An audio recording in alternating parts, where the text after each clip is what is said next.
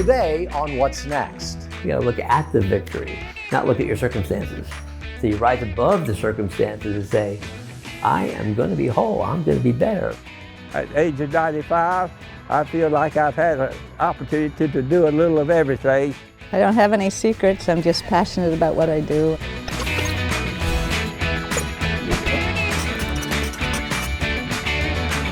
Hello and welcome back to What's Next. I'm Mark Middleton, and I have a question for you today.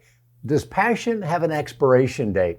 If I ask you what your passion is, would your answer be something that you used to enjoy when you were younger or something that you love doing today? You know, it's easy as we age to let our passions go. Work intervenes, family life takes precedence, and before you know it, our passion is doing nothing. And that's not only no fun, it's dangerous to our health and well-being. When we start stopping, that's when we start getting old. The good news is that passion doesn't have an expiration date. It's never too late to revisit the passions of our youth or to find new ones as we age. Tim Kelly didn't have to find a new passion. He just had to keep a passion from his youth alive for over 50 years through major tragedy and major health setbacks. And now at age 70, his lifelong passion is finally taking center stage. Tim Kelly is one of the world's premier portrait photographers. He could be coasting into retirement one masterful composition at a time. Instead, he's finishing what has been a lifelong dream, releasing a solo album, the second of his life and his first in over 50 years. It's all or nothing.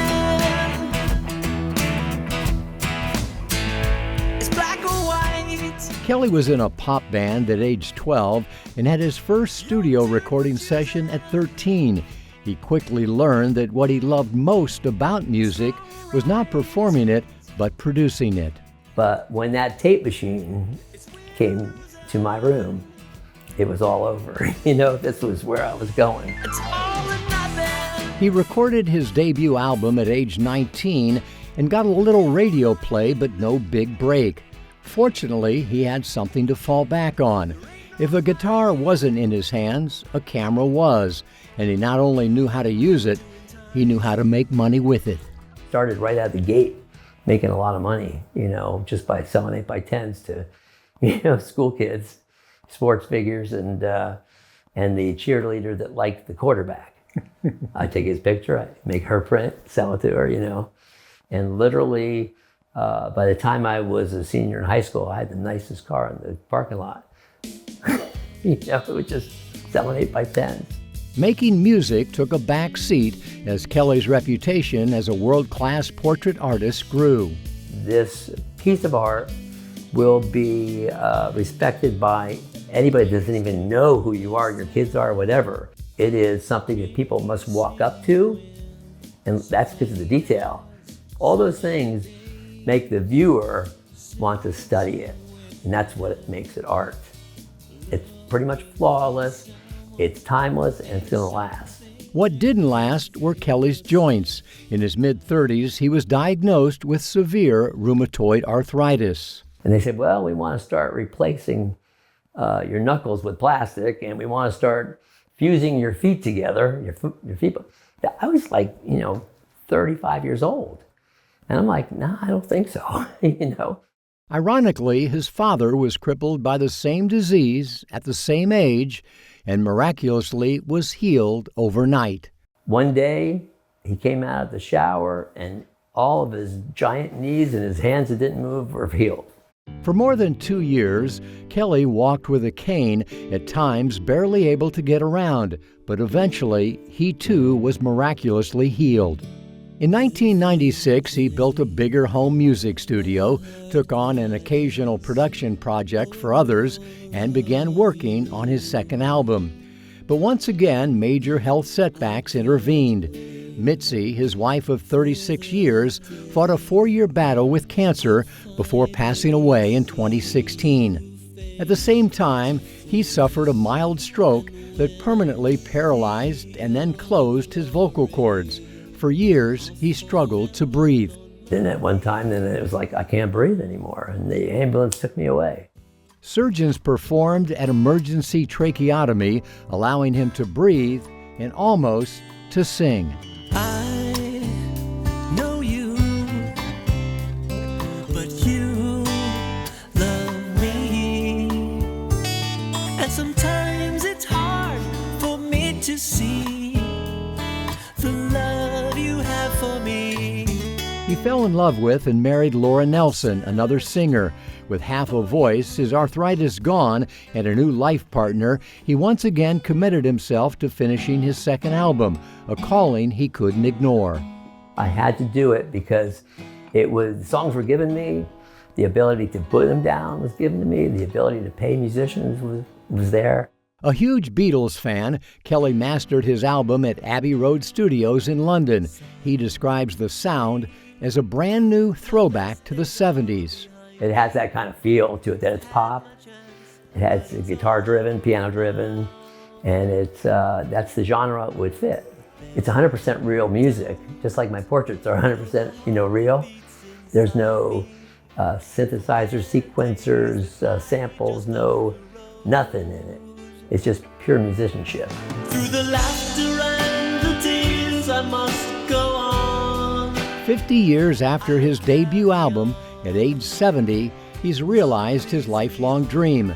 His story is one of passion and persistence, and the moral of his story is one we can all learn from. When trials come, you have to stand into the headwind of it. You gotta look at the victory, not look at your circumstances. So you rise above the circumstances and say, I am gonna be whole, I'm gonna be better, I'll work hard to get past this. It's all or nothing. There ain't no line. Tim Kelly is claiming victory. His new faith-based album, Shadows and Light, is available online, and with photography and music fans worldwide, he's hoping for critical and commercial success. Maybe enough of them will take the leap, and spend $20 or whatever. But it doesn't matter as much as the fact that it's done, that the goal has been met, the finish line has been met, and now I can move on to the next thing. So, what is the next thing? I can say to this day, as I would have 10, 20, and 30 years ago, I don't know what I want to be when I grow up. I don't know if I want to be a really good photographer, portrait artist, but I also want to make music. Just doing the very best I can all the time, knowing anything I make wants to live on. I don't do any throwaway work. I guess that's it, And I want so much to tell them all how much you do for me.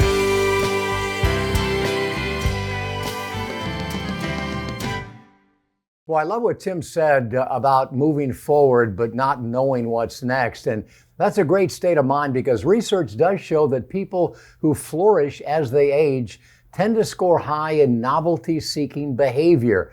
They continually try new things. If we stay open and curious, what's next will always find us. If I had it to do over again, I wouldn't change anything.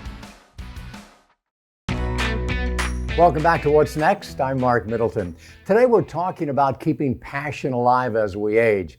It's an important topic, and not just for our own lives, but for those we love. As life expectancies grow, more and more adult children have parents alive well into their 80s and their 90s. It can be easy to want to bubble wrap them, to be overly protective, and not encourage them or even allow them to do the things that they love. Luckily for World War II veteran and fishing fanatic Gil Walton, that wasn't the case. At 95 years old, Gil Walton continues to enjoy his lifelong passion of fishing. That's my life. That's why I'm here. I love fishing. All my life I've loved to fish. Gil is a true Florida native, born in 1925 in the little town of Live Oak. At 18, with World War II about to break out, he dropped out of pre-med at Emory University and voluntarily enlisted in the Navy, where he served as a pharmacist on a medic ship until the war ended. For the last 75 years, there have been two constants, two sources of joy in Gil's life: fishing and family. My children are the big thing that gives me the happiness, and I'm truly blessed because I had two families. Actually, I was married twice. So I have two families, but they all get along good together, and I love them all. Not only does he love them, he actually saved one of their lives. When his nephew Tim was 7 years old, he flipped over in a small boat and was trapped underneath. Oh, I had to rescue him. Little booger was about to go underwater, and I ran and swam out there and pulled him up. He was under the boat. He comes running like a superhero down the bank, dives in and gets me, carries me. You know, he was a lifeguard truly, and he put me on the bank and saved me. That was back when I could do something. I'm glad he didn't do it now. He'd drown. It's Gil's sense of humor and his passion for living that inspires this kind of love and admiration, even from Charter Captain Mike Bays. We have a lot of fun. We catch fish, and it's just enjoy being around him and seeing how he interacts with his family. It's not lost on Gil that most 95-year-olds don't have a family that'll do almost anything to give him the pleasure he most enjoys, a day on the boat with the wind in his face and a pole in his hand. Does it make a difference if you catch a fish or not? No. Just to get in a boat with the kids and all. That's the big part, is just to get a boat ride. I enjoy going out fishing and getting in a boat when I catch anything or not. Tim's father, Gil's brother, died when Tim was just 16. Since then, Uncle Gil has been an invaluable father figure. He's truly just been a good man to me. I mean, if I ever wanted the truth about something, whether I liked it or not, I'll go to him and he would tell me. Hurt me? Maybe. Didn't like the answer? Didn't matter. Honest. Honest. Over the years, they have more than just a few fish stories to tell. Usually, they're not about the one that got away, but the one that didn't. I've caught the biggest fish ever caught here. I did that. It was a cobia, about that big. And he still to this day wants to claim it was him and my dad. He was 5 years old. Who do you think tried to bring that fish in? Didn't matter. There's a picture of me crying because they wouldn't let me hold my own fish. They say our legacy is simply the stories they tell about us when we're gone. If that's the case, Gil Walton will leave a lasting legacy with all who have been fortunate enough to know him. Being positive, living life to the fullest, being happy, waking up each morning thinking it could be your last, and moving forward and making the decision that today is going to be a good day. I got more than my money's worth. I tell you, at the age of 95, I feel like I've had an opportunity to do a little of everything and had a good time doing it. And if I had it to do over again, I wouldn't change anything. I had a fun time for the whole 95 years. We were saddened to learn of Gil's passing not long after our visit, but happy that we did get to share his last fishing trip with him and his family, and what a gift his family gave him over and over again, helping him enjoy and benefit from his passion for fishing. You know, only about 66,000 of the over 16 million Americans who served in World War II are still alive. If you know one, think about what might bring them joy and give them the gift of passion. You know, passion is at the bottom of everything I do. Welcome back to What's Next. Today we're talking about the power of passion. You know, it's one thing to keep chasing a dream, but what if you achieve it at a young age? What then? Well, that's the power of passion. They change as we do. They evolve to fit our life and our lifestyle, and that's exactly what happened to Joan Benoit Samuelson. You might recognize the name. She won the first ever Olympic gold medal in the women's marathon back in 1984. But just because she reached the pinnacle in her sport didn't mean she was done. Not by a long shot. Here's Bill Schaefer with more. You're looking at the greatest women's marathon runner in U.S. history, Joan Benoit Samuelson. Still running, still drawing crowds, and still displaying the courage it takes to seek out challenges, set goals, and not just beat them, but smash them. It was 1979 when she went from a nobody to a somebody, winning the Boston Marathon and breaking the previous record by 8 full minutes. And that was just the beginning. She'd win it again in 83, and in 84 ran into the history books, winning gold in the first ever women's marathon at the Olympics. But Joan is just as much a legend for what she's done since, setting a record at the age of 50 at the U.S. Olympic trials, and at the age of 61, 40 years after that first Boston Marathon, she ran it again and finished within 30 minutes of her original record-setting time. I don't have any secrets. I'm just passionate about what I do, and I love to run, and I love to be outdoors, and love to set goals for myself. And if people can grab onto that and be inspired, then great. Today, she is an inspiration, not just for what she's done, but for what she's doing now for others. Promised myself after the Olympics in '84 that I'd give back to a community and a sport that have given so much to me, and I've tried to live by that ever since. And that's because she feels she has something important in common with runners at every level. I think when you have something in your life that you're passionate about and is easy to access, it just becomes part of your life and part of who you are. And, you know, passion is at the bottom of everything I do. Oh, you're supposed to be running, not taking photos. She says her passion now is as strong as it ever was, but she has had to learn the growing importance of patience. Well, I've definitely slowed down, and I've definitely dealt with my share of injuries.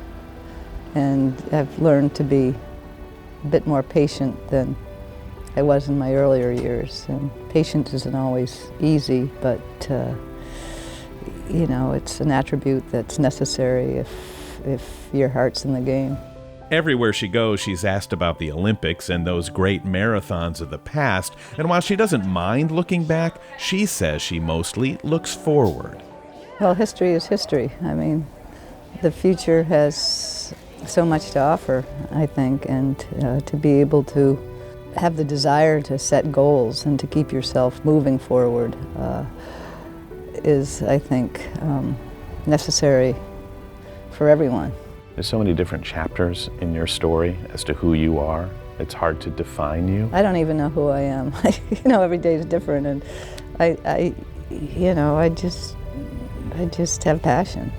Try to live a balanced and full life, and you know, I'll rest when I'm dead, so to speak. And that's her advice for the rest of us. Just look forward. Live each day like it's your last. You love a challenge. Is getting older a challenge? No. Life has a beginning and an end, and you know, there is no finish line right now in my life, and when it's there, it's there.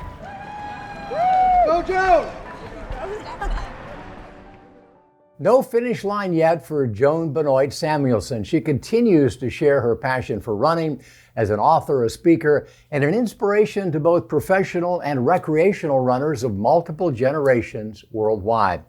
Because that's the thing about passion, it is contagious, which brings us to our bold social video of the week. 75-year-old meditation and dance teacher Marie-Paul Ferre returned to dancing after a 30-year break. A video of her went viral, inspiring people of all ages to get up and dance. In an interview, she said she asked herself, rather than lamenting what I am no longer, what can I do with what I am?